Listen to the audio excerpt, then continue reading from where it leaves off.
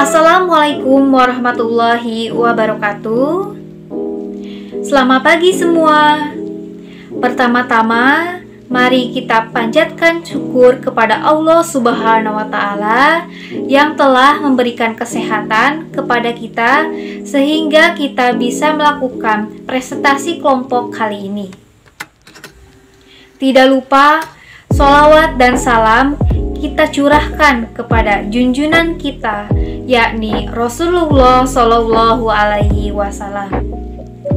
Yang terhormat Bapak Sigit Febrianto Susilo, SPD MPD, sebagai dosen pengampu Bahasa dan Sastra Indonesia di kelas rendah, dan teman-teman kelas 2C yang berbahagia.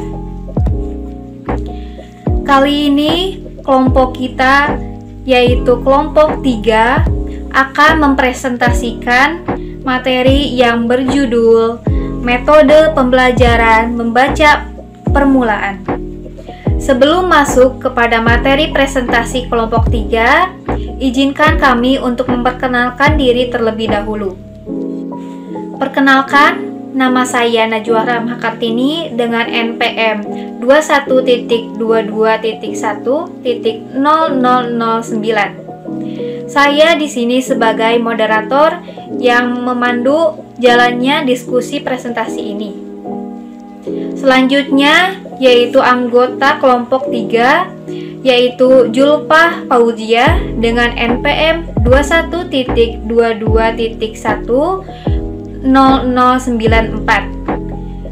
Selanjutnya yaitu anggota kelompok 3, yaitu Nahwa Sapinatun Najah dengan NPM 21.22.1.0063. Materi yang pertama yaitu mengenai membaca permulaan.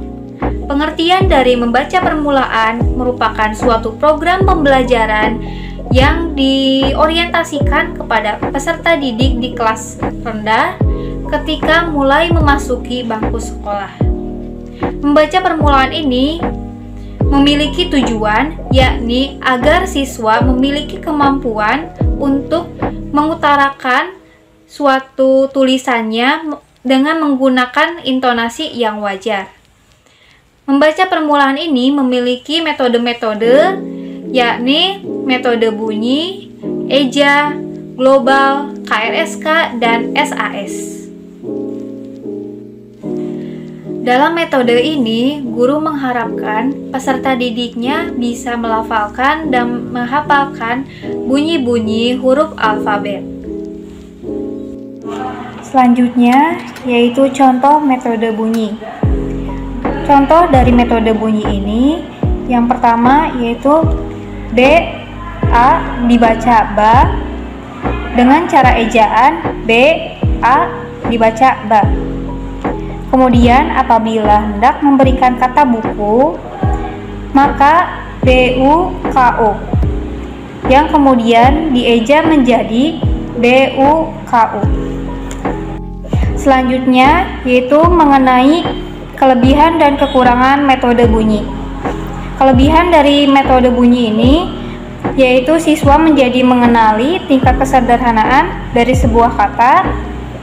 Selanjutnya yaitu siswa bisa menghafalkan dan melafalkan bagaimana lafal bunyi. Kelemahan dari metode ini, yang pertama, yaitu siswa akan mengalami sebuah kesulitan ketika bertemu dengan huruf yang baru, dikarenakan metode ini menghafal yang ada pada metode bunyi. Yang kedua, yaitu siswa akan mengalami kesulitan dalam menyuarakan diftong dan kluster karena kedua bunyi tersebut tidak terdapat dalam abjad. Yang ketiga, yaitu metode ini sangat bertentangan dengan metode inquiry yang mana sangat ditekankan dalam setiap pembelajaran. Selanjutnya, yaitu siswa bisa saja mengalami kesulitan dalam mengeja. Yang terakhir, yaitu siswa akan kesulitan dalam membunyikan huruf secara spontan. Selanjutnya adalah metode eja. Sesuai seperti namanya, metode ini menggunakan teknis pengejaan sebagai bagian utama dalam pemberian pengajarannya. Sedangkan pengertian lain menyebutkan bahwa metode ini menggunakan metode penyebutan huruf demi huruf yang diucapkan satu demi satu. Pendekatan yang dipakai pada metode ini pun adalah sebuah pendekatan secara harfiah. Selanjutnya yaitu metode KRSK, atau yang merupakan kependekan dari kupas rangkai suku kata. Merupakan sebuah metode membaca permulaan di mana peserta didik sudah mampu mengetahui apa itu suku kata. Suku kata sendiri memiliki makna sebagai 2 atau 3 huruf yang terdiri dari sebuah huruf vokal dan sebuah huruf konsonan atau lebih. Metode ini merupakan lanjutan langsung dari 2 metode sebelumnya, yang dimana di dalam metode ini peserta didik akan diberikan sebuah cara untuk menguraikan suku kata dari sebuah kata dan menyusunnya kembali menjadi kata yang sama, sehingga peserta didik mampu membuat sendiri contoh yang lainnya. Metode pembelajaran membaca selanjutnya yaitu metode global. Paul Suparno 2011 menjelaskan bahwa global berasal dari bahasa Jerman yang berarti keseluruhan, keutuhan yang hakiki, mempunyai nilai atau makna lebih jelas, bukan sekedar jumlah. Benyon, Holland, and Carey 1994 menjelaskan bahwa teori global adalah keluarga dari teori psikologis yang telah mempengaruhi banyak daerah penelitian sejak 1924, termasuk masalah desain visual. Teori global adalah salah satu dasar untuk pembelajaran.